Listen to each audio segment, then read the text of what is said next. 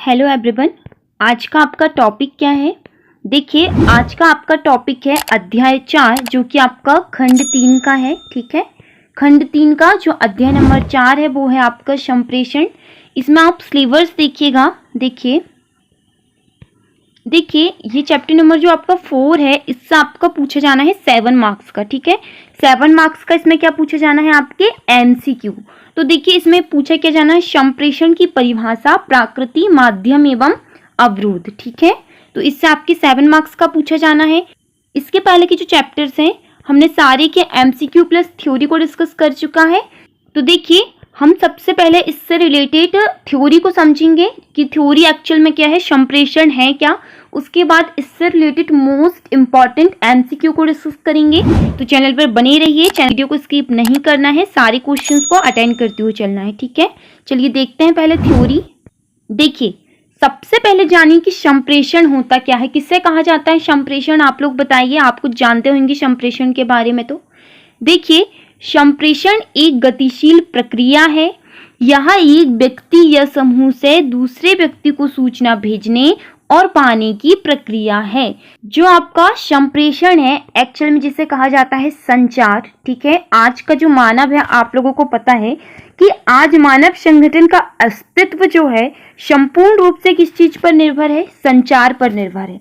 आप देख सकते हैं कि स्वयं मानव जीवन की संकल्पना जो कर रहा है बिना संचार के संभव ही नहीं है। ठीक है, कैसे संभव हो सकता है बिना संचार के? आप देख सकते हैं कि आज मानव हर एक चीज में, जैसे हम अपने जो विचार हैं, ठीक, संचार की चीजों में क्या आ रहा है? आप अपने मोबाइल फोन से सबसे प्यारा उदाहरण ले सकते हैं कि आज आप जितनी भी चीजों का उपयोग कर रहे हैं, आज मोबाइल जो इंटरनेट है, संचार है, उसके माध्यम से संपूर्ण जो विश्व है, संपूर्ण इतना बड़ा विश्व एक छोटा सा विश्व के रूप में बन गया है। आप लोग जानते हैं। तो संचार का जो उपयोग है, संचार के संगठन में गतिशीलता जो आ रही है, निर्णय लेने, समस्या समाधान करने, या हर चीज जो आप सूचनाएं एकत्रित करने में, संतुलन बनाने में, हर चीज में जो संचार की आवश्यकता है, आप देख सकते हैं कि संचार की आज ये संचार है। अब देखिए कि इसकी जो प्रमुख प्रकृति है ये क्या है। देखिएगा, संचार की प्रकृति जो आपके सिलेबस में है, संचार एक दो तरफा प्रक्रिया है। इसमें प्रेषक और प्राप्तकर्ता दोनों की भागीदारी होती है। संप्रेषण में प्रतिपुष्टि मतलब फीडबैक का आदान प्रदान होता है। वहीं आप देख सकते हैं कि संप्रेषण पुनर्वर्लन का मतलब है संदेश को दोहराना या जोर देना। संप्रेषण मौखिक या गैर मौखिक हो सकता है। कैसे मौखिक या गैर मौखिक हो सकता है? देखिए, जो आपका मौखिक संचार होता है, देखिएगा, जो आपका मौखिक संचार होता है, मौखिक संचार में सूचना का संचार बोलने एवं सुनने की विधि से होता है। ठीक है, वहीं यहाँ संचार का जो आप देख सकते हैं कि रेडियो, फिल्म, टेलीविजन, टेलीफोन, वार्तालाप जो हम कर रहे हैं, आमने सामने दिए गए आदि इसी श्रेणी में आते हैं। किस चीज में? मौखिक। ठीक है, इसे मौखिक संचार कहा जा सकता है। वहीं बहुत सारे आते हैं जैसे लिखित संचार। लिखित संचार क्या हो सकते हैं? जैसे पुस्तकें होती है। ठीक है, पुस्तकें होती है, पत्र होते हैं, ठीक, पोस्टर होते हैं, बोर्ड होते हैं, जो आप विद्यालय में या यूनिवर्सिटी में बोर्ड देखते हैं। ठीक है, ये सारी चीजें किस चीज में आ जाएगी? आपके मौखिक संचार में आ जाएगी। ठीक है, वहीं आप देख सकते हैं कि बहुत तरह से, जैसे संचार का एक माध्यम होता है, याद रखिएगा कि माध्यम भी संचार का होता है। कैसे? कि जैसे श्रेय माध्यम है। क्या? श्रेय माध्यम है। तो श्रेय माध्यम क्या होगा? जैसे श्रेय माध्यम के अंतर्गत आप देख सकते हैं कि सम्मेलन, ठीक है, इंटरव्यू, व्यक्तिगत मतलब जो टेलीफोन, टेप, रेडियो, समाचार इत्यादि आते हैं। इसके द्वारा हम इसे संचार का माध्यम कह सकते हैं। ठीक है, देखिएगा उसके बाद कि संप्रेषण के जरिए विचार, भावनाओं या तथ्यों का आदान प्रदान होता है। वहीं आप देख सकते हैं कि संप्रेषण का मकसद समझ विकसित करना, प्रभाव डालना और समस्याओं का समाधान करना होता है। संप्रेषण के जरिए लोगों के बीच अर्थपूर्ण बातचीत होती है। संप्रेषण के जरिए जानकारी और दिशा मिलती है। ठीक है, तो ये है संप्रेषण, जो कि इसे हम कहते हैं क्या? संचार। संचार का युग है आज का युग, ठीक है।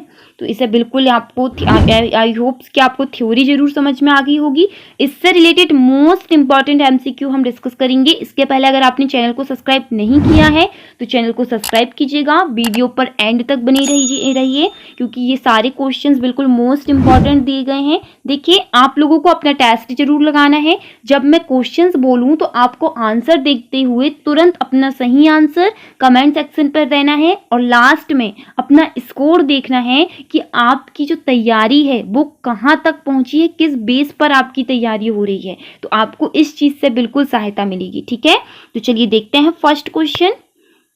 देखिए, अगर थ्योरी समझ गए हो तो ऑप्शन जो एमसीक्यू है सारे क्वेश्चंस के आंसर देने में आपको कोई चीज की कठिनाई तो होनी नहीं चाहिए, सभी को आंसर देना है। फर्स्ट क्वेश्चन दिया गया है, संप्रेषण के संबंध में निम्नलिखित में से कौन सा कथन सही है।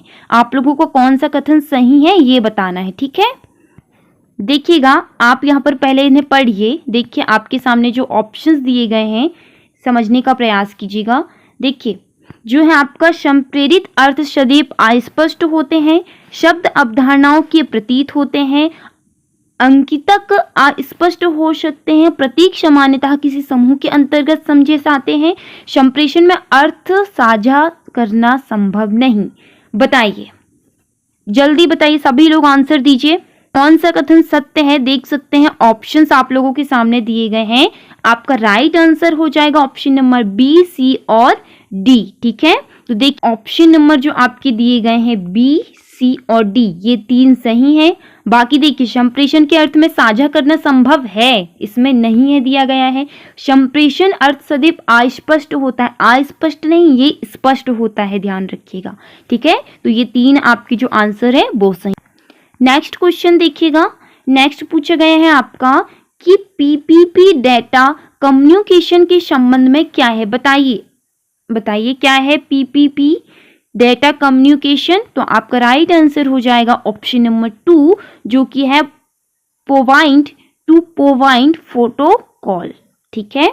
देखिए, सब थोड़ा सा समझिएगा। देखिएगा, जो है आपका पीपीपी एक डाटा लिंक फोटोकॉल है। क्या है? फोटोकॉल। अब देखिए, यहाँ पर आपसे एक क्वेश्चन क्या पूछा जा सकता है कि जो पीपीपी है ये एक क्या चीज है। तो आपको ऑप्शंस पर फोटोकॉल राइट आंसर देना है, ठीक है। जिसका उपयोग क्या है, इसका उपयोग क्या है, ये सारी चीजें। तो आमतौर पर दो नेटवर्क एंटिटीज या बिंदुओं के बीच सीधा संपर्क स्थापित करने के लिए किया जाता है, ठीक है। यह बिंदु जिन्हें नोड्स, कंप्यूटर होस्ट आदि भी कहा जाता है, ठीक है।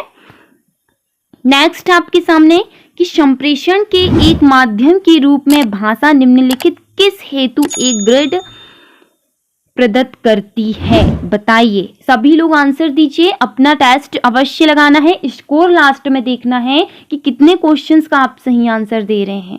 बताइए राइट आंसर। आपका राइट आंसर हो जाएगा ऑप्शन नंबर सी, जो कि है यथार्थ, ठीक है। नेक्स्ट क्वेश्चन देखिएगा। नेक्स्ट आपके सामने पूछे गए हैं कि निम्नलिखित में से कौन मूल रूप से एक त्वरित संदेशवाहक है। बताइए, संदेशवाहक कौन है, बताइए। अब देखिए, ये जो फेसबुक है, इंस्टाग्राम है, व्हाट्सएप है, ट्विटर है, ये सारी चीजों का तो आप उपयोग कर रहे हैं, हम सभी लोग संपूर्ण रूप से इसका उपयोग कर रहे हैं। तो संदेशवाहक इसमें से कौन सा है? सभी लोग आंसर दीजिए, क्योंकि इसका आंसर तो पता होना चाहिए ना, क्योंकि इसका तो संपूर्ण रूप से उपयोग किया जा रहा है। जो आपका व्हाट्सएप, फेसबुक, इंस्टाग्राम है, इसे तो हर कोई यूज कर रहा है आज। बताइए, इसका राइट आंसर हो जाएगा आपका ऑप्शन नंबर डी, जो कि है व्हाट्सएप, ठीक है। अब इसे थोड़ा समझिएगा, इससे क्वेश्चंस बिल्कुल आ सकते हैं। देखिए, अक्टूबर 2019 तक 1.6 बिलियन सक्रिय उपयोगकर्ताओं के साथ दुनिया भर में सबसे अधिक उपयोग किए जाने वाले मैसेजिंग ऐप व्हाट्सएप है, ठीक है। सबसे ज्यादा जिसका उपयोग किया जाता है मैसेजिंग ऐप के रूप में, तो उसे व्हाट्सएप है, जो इंस्टेंट मैसेजिंग का सबसे अच्छा उदाहरण है। याद रखिएगा, इससे बहुत सारे क्वेश्चंस घुमा फिरा कर पूछते हैं एग्जाम में। अब आप देखिए, जो आपका फेसबुक है, इसकी जो स्थापना है, मतलब अब देखिए, जो आपका फेसबुक है वो क्या है? अमेरिकी ऑनलाइन सोशल नेटवर्क सेवा जो कंपनी मेटा प्लेटफॉर्म का हिस्सा है। अब आपसे ये ऑप्शंस में पूछा जा सकता है कि फेसबुक जो है वो कौन सी कंपनी का हिस्सा है, तो ये कंपनी जो है आपकी सोशल नेटवर्क सेवा जो कंपनी मेटा प्लेटफॉर्म का हिस्सा है, याद रखिएगा। अब फेसबुक की स्थापना कब हुई थी, किसने की थी, देखिएगा फेसबुक की स्थापना 2004 में Mark Zuckerberg, Eduardo Saverin, Dustin Moskovitz और क्रिप्स ह्यूमेसन ने की। ये सभी हार्वर्ड यूनिवर्सिटी के छात्र थे। कुल ये सारी चीजें आने की संभावनाएं बिल्कुल है, इन्हें याद में रखिएगा। इंस्टाग्राम एक अमेरिकी फोटो और वीडियो शेयरिंग सोशल नेटवर्किंग सेवा है जिसकी स्थापना केविन सिंट्रम, ठीक है, सिंट्राम और माइक क्राइगर ने की थी। ठीक है, याद रखिएगा क्योंकि ये संचार के रूप में बिल्कुल पूछा जा सकता है। ठीक है, उसके बाद देखिएगा जो कि है ट्विटर, एक अमेरिकी माइक्रो जो ब्लॉगिंग और सोशल नेटवर्किंग सेवा है जिस पर उपयोगकर्ता ट्विटर्स नामक संदेश को पोस्ट और इंटरैक्ट करते हैं। ठीक, तो देखिए उसके बाद नेक्स्ट क्वेश्चन देखिएगा कि GPRS क्या है, बताइए GPRS क्या है। तो आपका राइट आंसर हो जाएगा ऑप्शन नंबर 4 जो कि है तार रहित संचार। नेक्स्ट है आपके सामने कि संप्रेषण में अंतर्वस्तु संयंत्रक को किस रूप में जानते हैं, बताइए किस रूप में जानते हैं। तो यह आपका gate keeper, option number 4 right answer. देखिए चैनल पर बने रहिए, सभी क्वेश्चंस को अटेंड करना है, वीडियो को स्किप नहीं करना है। सारे क्वेश्चंस इंपॉर्टेंट दिए गए हैं, सभी क्वेश्चंस को अटेंड करते रहिए। ठीक है, नेक्स्ट है निम्नलिखित में से किन्हें नीट सिद्धांतवादी कहा जाता है। वेरी मोस्ट इंपॉर्टेंट क्वेश्चंस है, ऑप्शंस देख लीजिए आप लोगों को बताना है आंसर। ये आपके ऑप्शंस दिए गए हैं, आपका राइट आंसर हो जाएगा ऑप्शन नंबर C, ठीक है, C, D और E जो कि है आपके देख सकते हैं अल्गोरे, निकोलस नेग्रोपॉन्ट और मैनुअल कैस्टलेस। ठीक है, जो कि है आपके नीट सिद्धांतवादी। अब देखिएगा कि नीट सिद्धांतवादी शब्द का उपयोग अक्सर उन लोगों का वर्णन करने के लिए किया जाता है जिसके पास इंटरनेट के बारे में यूटोपियन दृष्टिकोण है। ठीक है, नेक्स्ट क्वेश्चन, आपके मतानुसार कक्षा संप्रेषण कैसा होना चाहिए, बताइए। तो वो होना चाहिए प्रभावी। ठीक है, नेक्स्ट क्वेश्चन, नेक्स्ट की संप्रेषण के एक माध्यम के रूप में भाषा निम्नलिखित किस हेतु एक ग्रिड प्रदत्त करती है, बताइए।